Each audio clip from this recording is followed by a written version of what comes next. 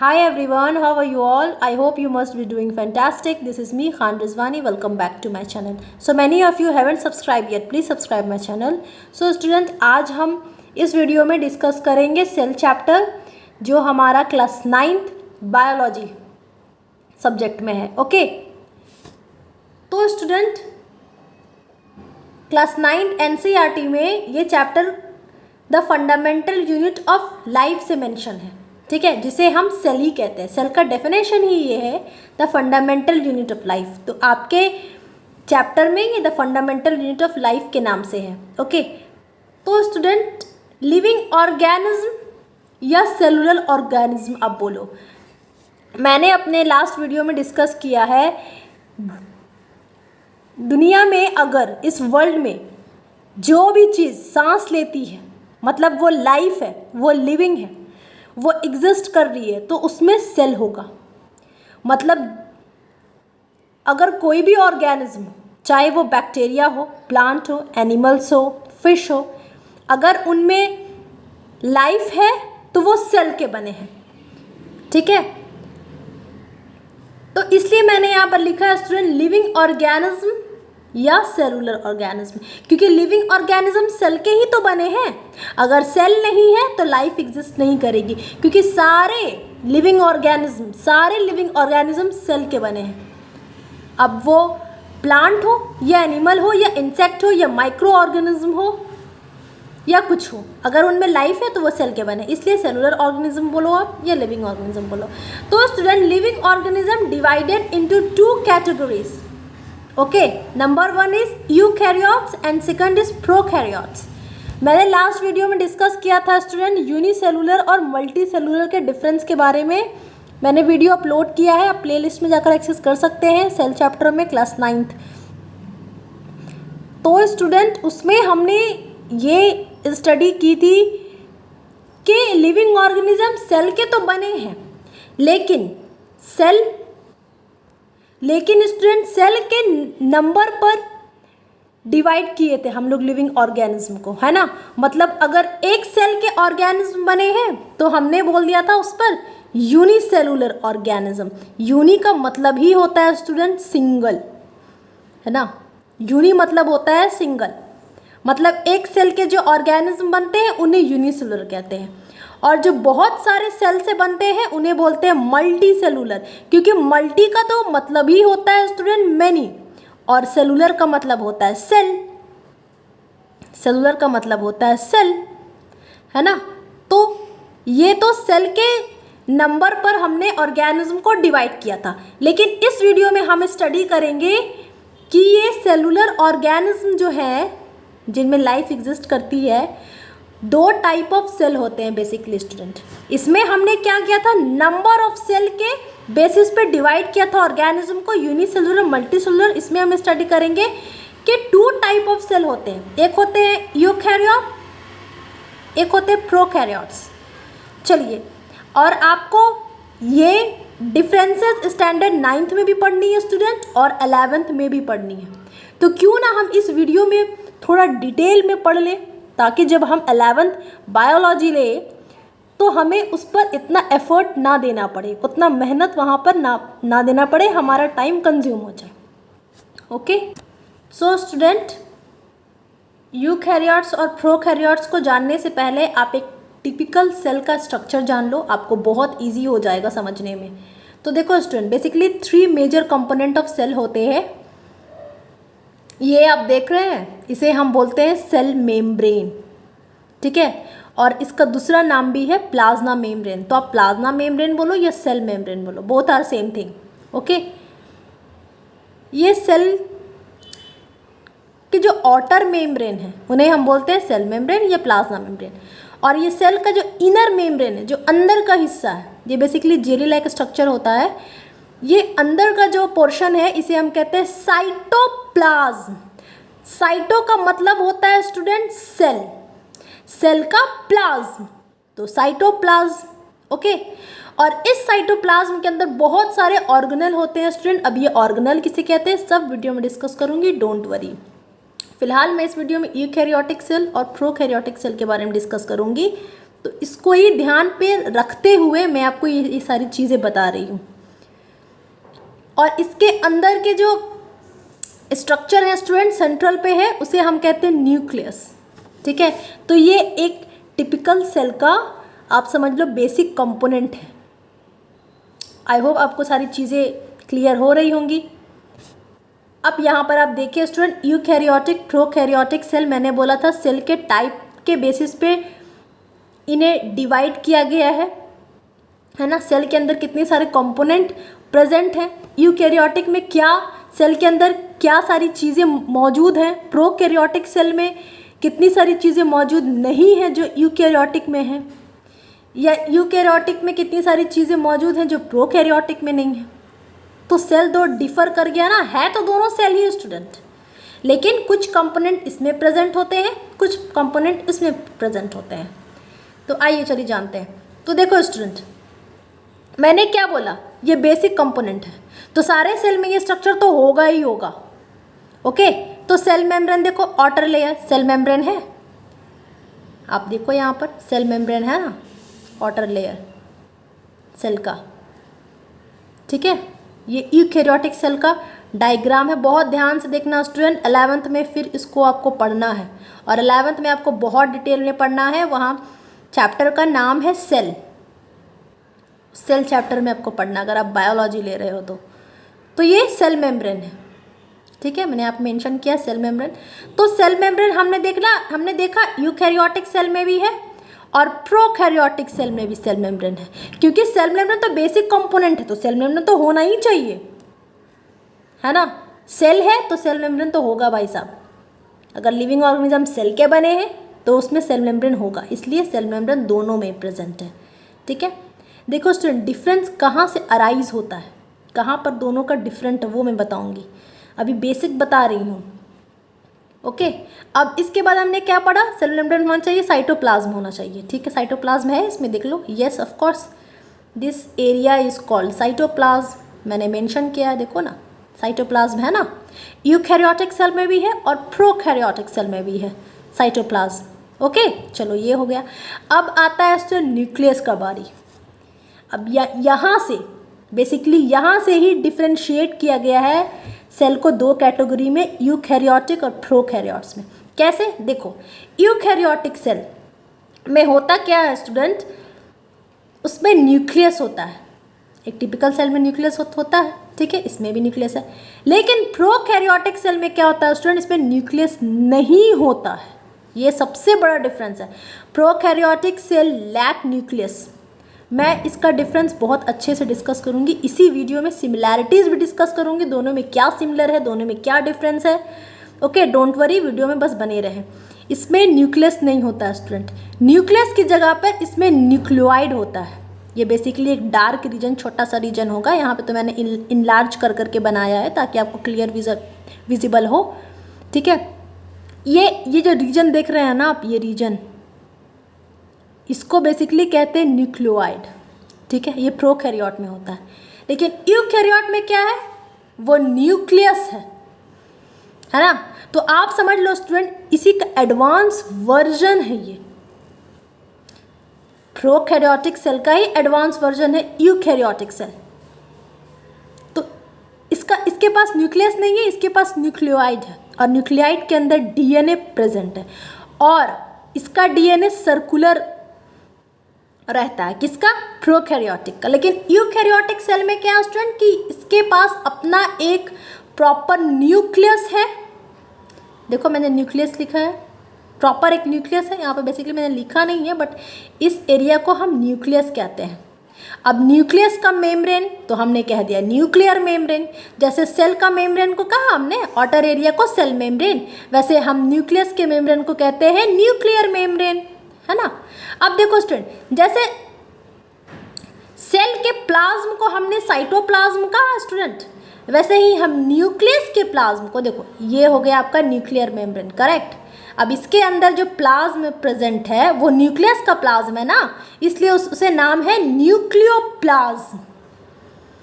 Okay, nucleus का plasm nucleoplasm. और आपको पता है यूकैरियोटिक सेल में ये न्यूक्लियोप्लाज्म के ही अंदर डीएनए फाइंड आउट होता है, मतलब इसके अंदर ही डीएनए प्रेजेंट होता है, न्यूक्लियोप्लाज्म के अंदर।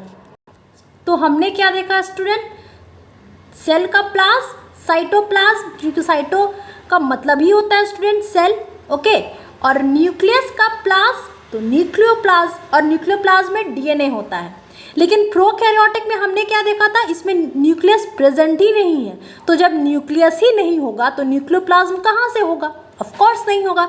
तो इसलिए स्टूडेंट इसमें न्यूक्लियोइड होता है, और इस न्यूक्लियोइड में ही डीएनए होता है जो कि सर्कुलर शेप का होता है, ओके।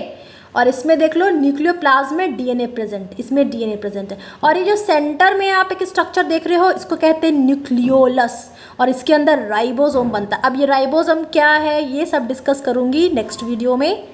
फिलहाल मैं इस वीडियो में यूकैरियोटिक सेल और प्रोकैरियोटिक सेल डिस्कस कर रही हूँ, ठीक है। ये एक मैं आपको फिर बता रही हूँ, सेल चैप्टर जो है ये एक चैप्टर नहीं है स्टूडेंट, ये एक प्रॉपर सब्जेक्ट है। जब अगर आप ग्रेजुएट करोगे या मास्टर्स करोगे बायोलॉजी में तो ये एक सब्जेक्ट की कैटेगरी में आती है जिसे कहते हैं साइटोलॉजी। साइटो मतलब सेल, लॉजी मतलब स्टडी ऑफ सेल। लेकिन आप स्टैंडर्ड 9th में हो तो आपको ये चैप्टर में पढ़ना है, ओके। ये न्यूक्लियस के अंदर राइबोसोम प्रेजेंट है। लेकिन प्रोकैरियोट में क्या होता है स्टूडेंट, राइबोसोम ऐसे फ्री प्रेजेंट है, साइटोप्लाज्म में राइबोसोम प्रेजेंट है। डिफरेंस देख लो, यूकैरियोटिक में राइबोसोम न्यूक्लियोलस में प्रेजेंट है, प्रोकैरियोटिक में राइबोसोम साइटोप्लाज्म में प्रेजेंट है। ये फ्री है, देखो यहाँ मेंशन किया है ना मैंने, ओके, ठीक है। अब देख लो स्टूडेंट, इस साइटोप्लाज्म में यूकैरियोटिक में बहुत सारे ऑर्गेनल प्रेजेंट हैं, जैसे एंडोप्लाज्मिक रेटिकुलम हो गए, लाइसोसोम हो गए, गोल्जी अपैरेटस हो गए, माइटोकॉन्ड्रिया हो गए, और ये सारे जो ऑर्गेनल है वो प्रोकैरियोटिक में प्रेजेंट नहीं है।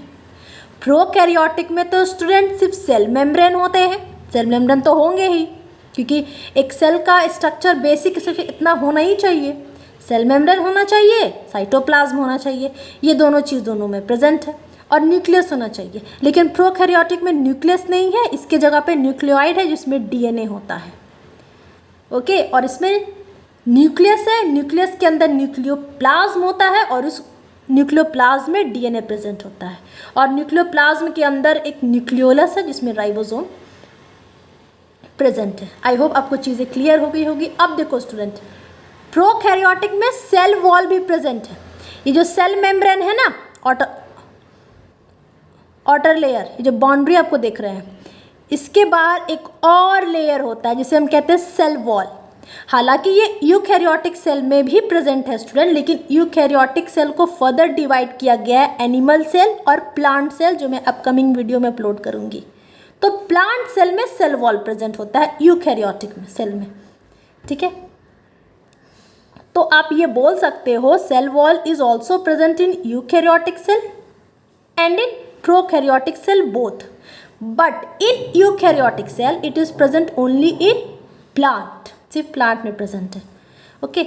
अब देखो स्टूडेंट, ये प्रोकैरियोटिक सेल में क्या है, ये सेल मेम्ब्रेन है, इसके बाद भी एक मेम्ब्रेन है जिसे सेल वॉल कहते हैं, और इसके बाद भी एक मेम्ब्रेन जिसे हम कैप्सूल कहते हैं, ये प्रोकैरियोटिक में प्रेजेंट है। और आपको पता है इसमें साथ में एक फ्लैजिला होता है, इसका सिंगुलर वर्ड है फ्लैजिलम, और प्रूलर इसका फ्लैजिला होता है, ठीक है। ये बेसिकली एक टेल लाइक स्ट्रक्चर है जो हेल्प करता है मूवमेंट में इस सेल के, ठीक है। आई होप आपको सब चीज़ें क्लियर हो गई होंगी। देखो स्टूडेंट, ये साइटोप्लाज्म और न्यूक्लियोप्लाज्म या न्यूक्लियर मेम्ब्रेन, बेसिकली ये न्यूक्लियस के स्ट्रक्चर को साइटोप्लाज्म मिक्स ना हो जाए इसलिए ये आउटर लेयर है, ओके।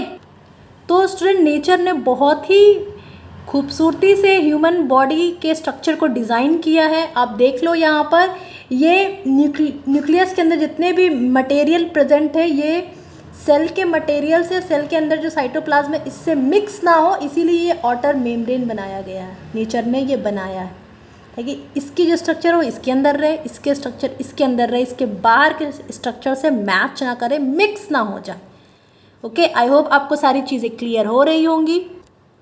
तो इन दोनों को अब विजुलाइज करने के बाद स्टूडेंट, दोनों के डिफरेंस को विजुलाइज करने के बाद अब इनके डिफरेंसेस के बारे में पढ़ते हैं अब theoretical. Okay, eukaryotic cell, eu का मतलब ही होता है स्टूडेंट वेल, मतलब ट्रू, और कैरियन का मतलब होता है न्यूक्लियस, मतलब वैसा सेल जिसमें ट्रू न्यूक्लियस प्रेजेंट है।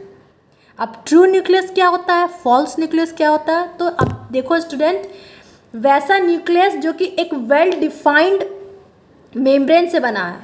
देखो, well defined nucleus enclosed with in a nuclear membrane और इन्वेलप, न्यूक्लियर मेम्ब्रेन बोलो या न्यूक्लियर इन्वेलप बोलो, मतलब स्टूडेंट ऐसा न्यूक्लियस जो कि एक प्रॉपर न्यूक्लियर मेम्ब्रेन से कवर है, उसको बोलेंगे ट्रू न्यूक्लियस या वेल न्यूक्लियस।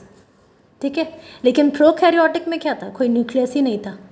तो जब न्यूक्लियस ही नहीं रहेगा स्टूडेंट, तो मेम्ब्रेन की तो सवाल ही नहीं उठते, मेम्ब्रेन भी नहीं होगा।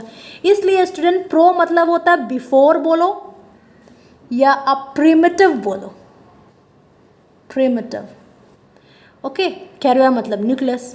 नो वेल डिफाइंड न्यूक्लियस, अब डिफाइंड का मतलब डेफिनेशन मत समझ लेना, मतलब कि न्यूक्लियस उतने अच्छे से स्ट्रक्चर के फॉर्म में नहीं है जितना यूकैरियोटिक में है, मतलब जितने इनके कंपोनेंट्स होने चाहिए मतलब बहुत अच्छे से डिज़ाइन में नहीं है, डिज़ाइन सब समझ लो बहुत अच्छे से, ये वेल डिफाइंड नहीं है। ठीक है, बस इसके अंदर एक न्यूक्लियोइड है, ब्लैक रीजन है और उसमें डीएनए प्रेजेंट होते हैं।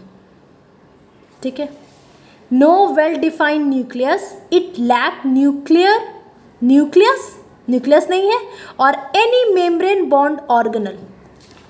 देखो ऑर्गेनल इसमें प्रेजेंट है ना, endoplasmic, Golgi apparatus, mitochondria, lysosome, इसमें कोई ऑर्गेनल आपको दिख रहे हैं स्टूडेंट? नो ऑर्गेनल, सिर्फ एक राइबोसोम है, ओनली वन राइबोसोम्स, है ना। तो वही तो यहाँ पर है student, no well defined nucleus, कोई न्यूक्लियस नहीं है, इट लैक न्यूक्लियस और एनी मेम्ब्रेन बाउंड ऑर्गेनल, मतलब ऑर्गेनल कोई मेम्ब्रेन बाउंड ऑर्गेनल नहीं है इसमें प्रोकैरियोट्स में।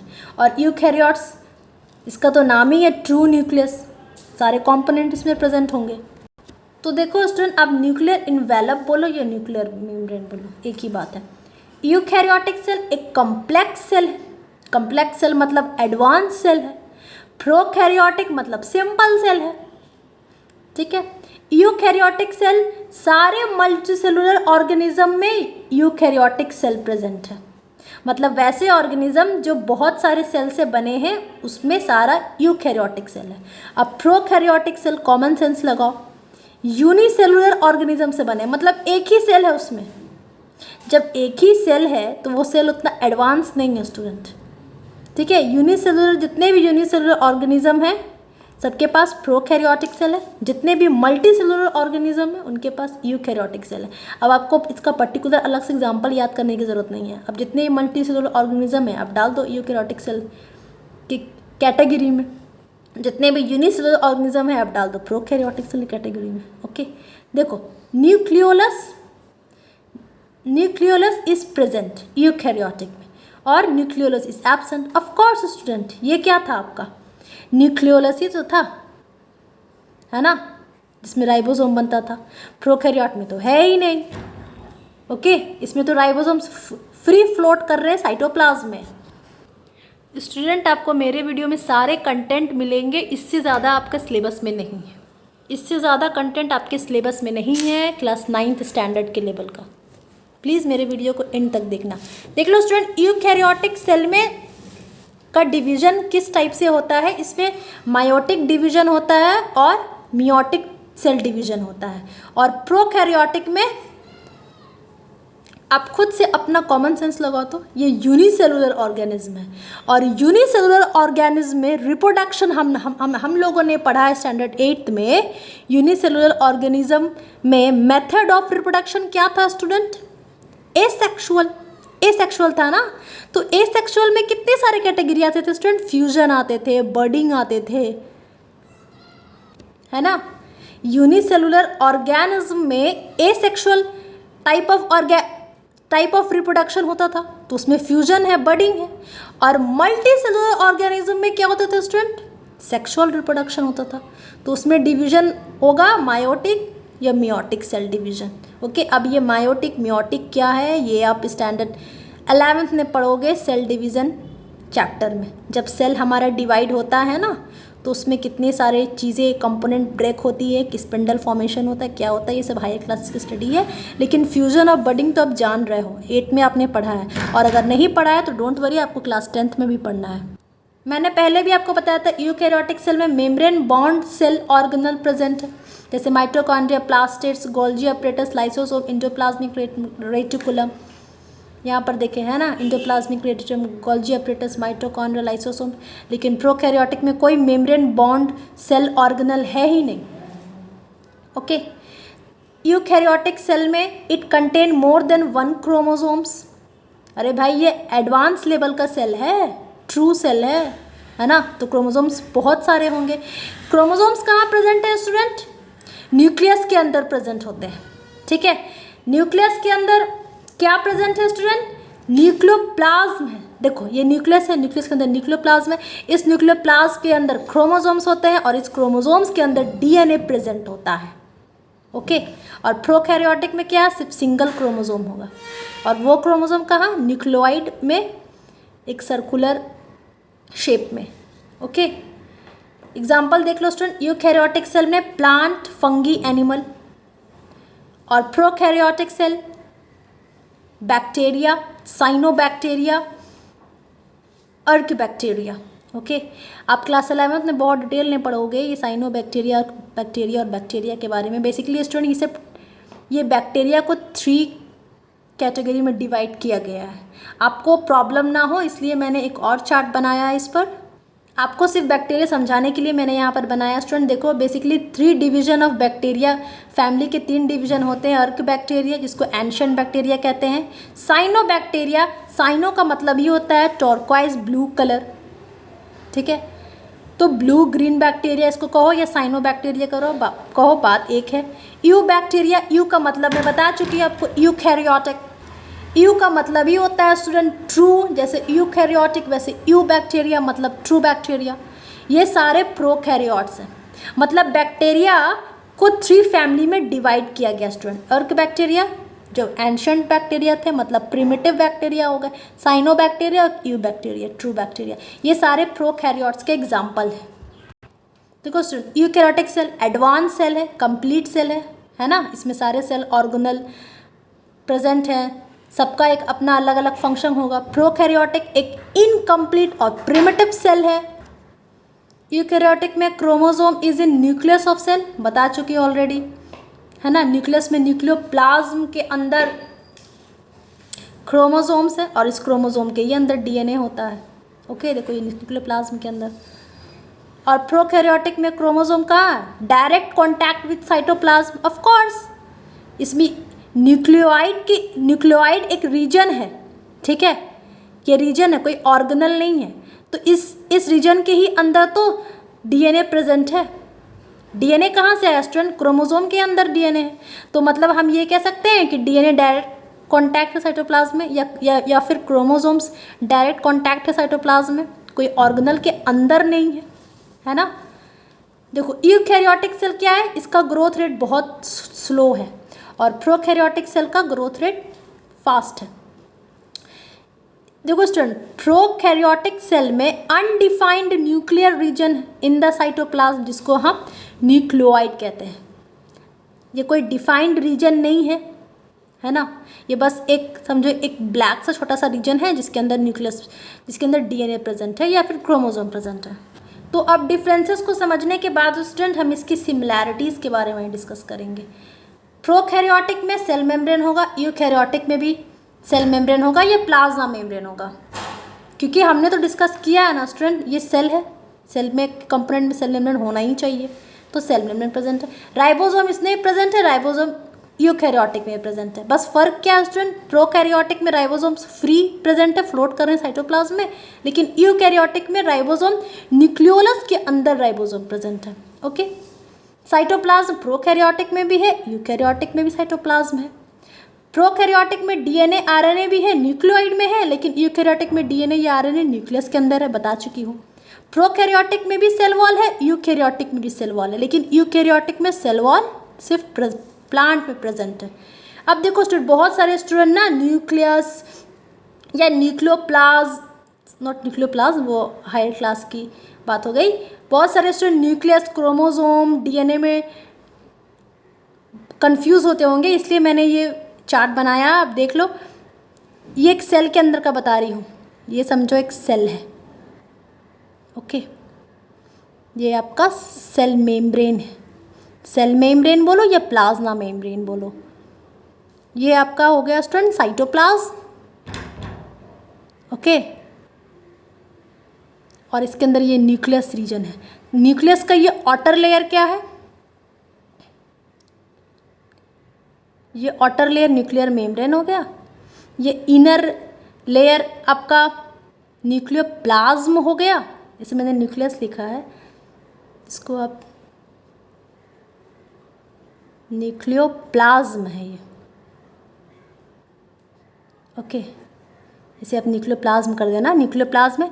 इसके अंदर स्टूडेंट न्यूक्लियोलस है, ये वाला स्ट्रक्चर है ना। और student one moment, nucleolus student, और ये क्रोमोसोम के अंदर डीएनए प्रेजेंट होता है। क्रोमोसोम कहाँ है स्टूडेंट, न्यूक्लियोप्लाज्म में, यहाँ आपका क्रोमोसोम प्रेजेंट होता है और क्रोमोसोम के अंदर ही डीएनए होता है। बहुत डिटेल में आप क्लास 11th में पढ़ेंगे क्रोमोसोम्स और डीएनए का स्ट्रक्चर, और डीएनए तो आपको क्लास 12th में भी पढ़नी है, ओके। आई होप आपको चीज़ें क्लियर हो रही होंगी। चलिए इसमें इजी वे में समझते हैं। सेल का कंपोनेंट सारे मैंने लिख दिए हैं, और प्रोकैरियोट में ये प्रेजेंट है या नहीं, यूकैरियोट में प्रेजेंट है या नहीं। सेल मेम्ब्रेन प्रोकैरियोट में यस, यूकैरियोटिक में again yes. Cytoplasm yes, eukaryotic yes. Nucleoid prokaryote में yes, location of DNA, DNA इसी के अंदर है, यूकैरियोट में नहीं है। न्यूक्लियस प्रोकैरियोट में नहीं है, यूकैरियोटिक में न्यूक्लियस है और इसके अंदर डीएनए का लोकेशन है। राइबोसोम प्रोकैरियोट में है, यूकैरियोटिक में भी है। माइटोकॉन्ड्रिया प्रोकैरियोटिक में नहीं है, यूकैरियोटिक में है। सीलिया प्रोकैरियोट में नहीं है, यूकैरियोटिक में है। सीलिया बेसिकली एक स्ट्रक्चर है स्टूडेंट, जैसे सेल के, ये सेल है ना, सेल के बाहर ये एक पतला पतला सा ब्रश लाइक स्ट्रक्चर होता है जो सेल को मूवमेंट में हेल्प करता है, ओके। सब आपको क्लास 11th में पढ़ना है। सेल वॉल प्रोकैरियोट में भी है, यूकैरियोटिक में भी, लेकिन यूकैरियोटिक में बता चुकी हूँ सिर्फ प्लांट में सेल वॉल मिलेंगे आपको, ओके। अब student vacuole, lysosome, chloroplast, Golgi operator, cytoskeleton, vesicle, peroxisomes, ये सारे सेल ऑर्गेनल हैं, मतलब ये सारे ये साइटोप्लाज्म में प्रेजेंट है। देखो प्रेजेंट है ना साइटोप्लाज्म में, ये सारे, ये सिर्फ यूकैरियोटिक सेल में, क्योंकि ये एडवांस सेल है स्टूडेंट, कम्प्लेक्स सेल है। प्रोकैरियोटिक प्रिमिटिव न्यूक्लियस सेल है, इसमें ये सारी चीज़ नहीं है। इसमें सिर्फ आपको सेल वॉल है नंबर 1, नंबर 2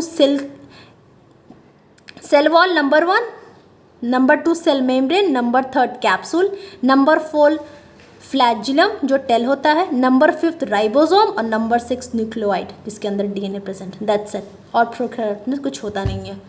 अब लास्ट देख लो स्टूडेंट, प्रोकैरियोटिक और यूकैरियोटिक टर्म दिया था हैंस रिस साइंटिस्ट ने 1960s में, और यूकैरियोटिक सेल जिसको हम एडवांस सेल बोलते हैं, जिसको हम ट्रू न्यूक्लियस सेल कहते हैं, वो इवॉल्व ही हुआ है प्रोकैरियोटिक सेल से, वो इवॉल्व ही हुआ है प्रोकैरियोटिक सेल से, ठीक है। मतलब क्योंकि हमें पता है प्रोकैरियोटिक सेल का एडवांस वर्जन ही है यूकैरियोटिक सेल, तो पहले प्रोकैरियोटिक सेल आए होंगे तभी तो यूकैरियोटिक सेल आए हैं, ओके। देखो eukaryote and prokaryote are the organism, ये दोनों ऑर्गेनिज्म है जो कंटेन करते हैं। यूकैरियोट ऑर्गेनिज्म कंटेन करेगा eukaryotic cell, prokaryote organism contain करेगा प्रोकैरियोटिक सेल। तो प्रोकैरियोट्स ऑर्गेनिज्म कौन है, बैक्टीरिया है। यूकैरियोट्स ऑर्गेनिज्म कौन है, फंजाई हैं, प्लांट्स हैं, एनिमल्स हैं, ओके। अब देखो स्टूडेंट, यूकैरियोटिक सेल एक वेल डिफाइंड न्यूक्लियस है ना। यूकैरियोटिक सेल को ही स्टूडेंट 2 कैटेगरी में डिवाइड किया गया है। बहुत वास्ट सब्जेक्ट है भाई साहब, पहले तो आपने पढ़ लिया कि सेल के नंबर के बेसिस पे यूनिसेलुलर मल्टी सेलुलर पढ़ा, उसके बाद टाइप्स ऑफ सेल आपने पढ़ा, प्रोकैरियोटिक, यूकैरियोटिक सेल। अब यूकैरियोटिक के भी दो टाइप्स आपको पढ़ने हैं, मतलब यूकैरियोटिक सेल को भी दो टाइप में डिवाइड किया गया है, एक एनिमल सेल, एक प्लांट सेल। अब अपकमिंग वीडियो में मैं प्लांट सेल, एनिमल सेल की सिमिलैरिटीज़ और डिफरेंसेस डिस्कस करेंगे। उसके बाद हम सेल के सारे जितने कंपोनेंट हैं सबके फंक्शन थोड़ा थोड़ा पढ़ेंगे, क्योंकि आपको 11th में बहुत डेप्थ में पढ़ना है। ओके, अब देखो स्टूडेंट, न्यूक्लियस जो होता है यूकैरियोटिक सेल का, इसके बारे में डिस्कशन है। इसमें एनिमल सेल में सेंटर में होता है, बीच में होता है न्यूक्लियस, लेकिन प्लांट सेल में ये पेरिफेरी में होता है, मतलब कॉर्नर में होता है। ये सारे डिस्कस करूँगी मैं अपने अपकमिंग वीडियो में। आई होप आपको सारी चीज़ें यहाँ पर क्लियर हो गई होंगी। Thank you for watching, God bless you all.